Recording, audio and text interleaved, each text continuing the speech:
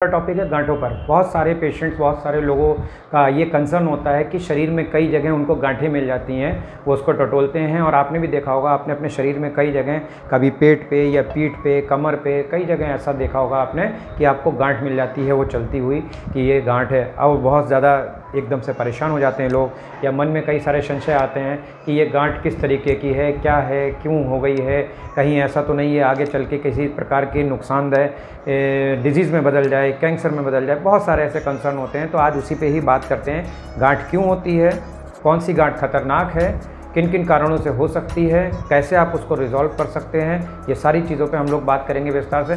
नमस्कार दोस्तों, मैं doctor Shubham Saxena, general physician and consultant, आपका बहुत बहुत हार्दिक स्वागत करता हूं अपने यूट्यूब चैनल जीवन धारा द लाइफ में। मित्रों, ये चैनल मेरा नया अभी यहाँ पे बना है। आपसे ये मेरी हम्बल रिक्वेस्ट है कि जो भी वीडियो इस पर देखें, लाइक शेयर एंड कमेंट ज़रूर करें, चैनल को सब्सक्राइब कर लें जो भी कोई देखें। और आपके इस लाइक एंड शेयर से मुझे प्रोत्साहन मिलता है, जिससे मैं नई नई आपको जानकारियाँ देता रहूँगा। आप मेरे साथ जुड़े रहिए। तो हम लोग बात कर रहे थे गांठों पे। तो मित्रों, सबसे पहले हम लोग बात करेंगे जो सबसे कॉमन गांठ होती है, जिसे हम लोग लाइपोमा या फैट की गांठ बोलते हैं, अक्सर चर्बी की गांठ बोलते हैं। वो आपको अक्सर मिल जाएगी यहाँ हाथों में, यहाँ पे, पीछे कमर पे, बैक पे, पेट में, गर्दन के पास, कई जगह ऐसी मिल जाएगी। आप उसे छुएंगे तो वो चलती हुई नज़र आएगी। तो ये गांठ 90% कोई समस्या नहीं देती है आपको, नॉर्मली है। ये कई बार हो जाती है। ये होती क्यों है? ये होती है जब शरीर का मेटाबॉलिज्म कम हो जाता है, तब यह मेटाबॉलिज्म बिगड़ जाता है, तब ये गांठ आपका जो चर्बी के रूप में बदलना शुरू हो जाती है, जिसे हम लोग फैट वाली गांठ या चर्बी की गांठ कहते हैं। दूसरा प्रकार होता है, अगर कहीं आपको चोट लग गई है, वो किसी चोट के कारण आपको पहले वहाँ पे इन्फ्लेमेशन होगा कुछ समय के लिए, फिर वो जब चोट भर जाएगी तब वहाँ पे आप देखेंगे कि अक्सर उस जगह पे गांठ जैसी बन जाती है। इसमें भी कोई ऐसी घबराने की बात नहीं होती है। कई बार ये थोड़ा सा लॉन्ग समय अपना लेके ये अपने आप रिजॉल्व हो जाती है। और नहीं रिजॉल्व होती है तो मैं आपको आगे एक बहुत अच्छा प्रयोग बताऊँगा, जिससे किसी भी प्रकार की गांठ होगी उसको कम होने में बहुत लाभ होगा। तीसरी अगर हम बात करते हैं, तब बहुत कॉमन गांठ होती है, वो होती है इन्फेक्शन की वजह से। अक्सर आपने देखा होगा गर्दन पे यहाँ पे आपको गांठ मिल जाएगी, या बगल पे यहाँ पे आपको मिलेगी, या ब्रेस्ट के पास मिल जाएगी। ये कई बार वायरल या बैक्टीरियल इन्फेक्शन की वजह से होती है, कई बार आंतों के अंदर भी हो जाती है। और जब आप अल्ट्रासाउंड कराते हैं तब ये देखने को मिलती है।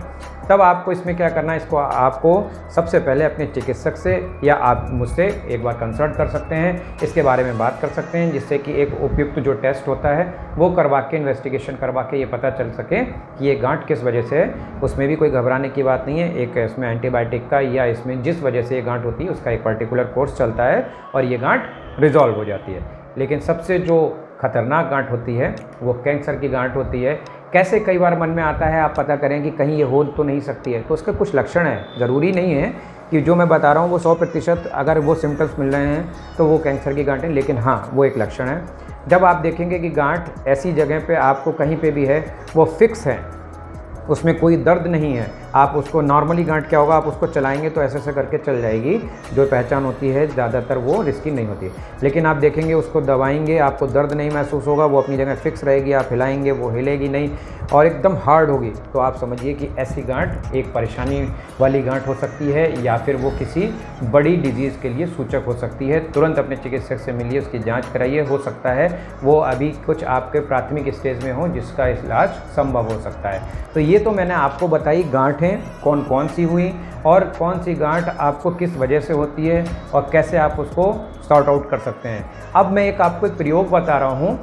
उस प्रयोग से पहले ये समझ लीजिए कि आयुर्वेद के अनुसार गांठें क्यों होती हैं। आयुर्वेद के अनुसार जब आपका कफ दोष बिगड़ जाता है और बहुत ज़्यादा या तो वो बढ़ जाता है या बिगड़ा रहता है काफ़ी समय तक, तब कई बार ये गांठों का रूप लेने लगता है। तो हम बात कर रहे हैं कि गांठों के रिजॉल्व करने के लिए एक प्रयोग की।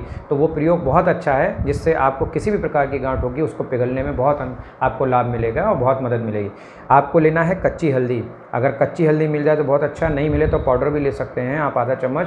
नहीं तो कच्ची हल्दी का 2 इंच लगभग इतना बड़ा टुकड़ा थोड़ा सा पीस के उसे आप उसको डालना है 1 गिलास पानी में और उसमें खौलाना है। उसके साथ में कांचनार गुग्गुल एक टैबलेट आती है, वो आप कहीं भी आयुर्वेद की मेडिसिन की शॉप से ले सकते हैं। उसमें 2 टैबलेट पीस के डाल देना है और खौलाना है। जब वो पानी आधा गिलास रह जाए तब उसको ठंडा कर लीजिएगा, लेकिन हल्का गुनगुना हो, पीने में, बिल्कुल ठंडा ना हो, हल्का गुनगुना हो, फिर आपको उसको पीना है सिप कर करके, और उसके साथ में 2 टैबलेट कांचनार गुग्गुल सुबह। ऐसे ही यही प्रक्रिया शाम को करनी है।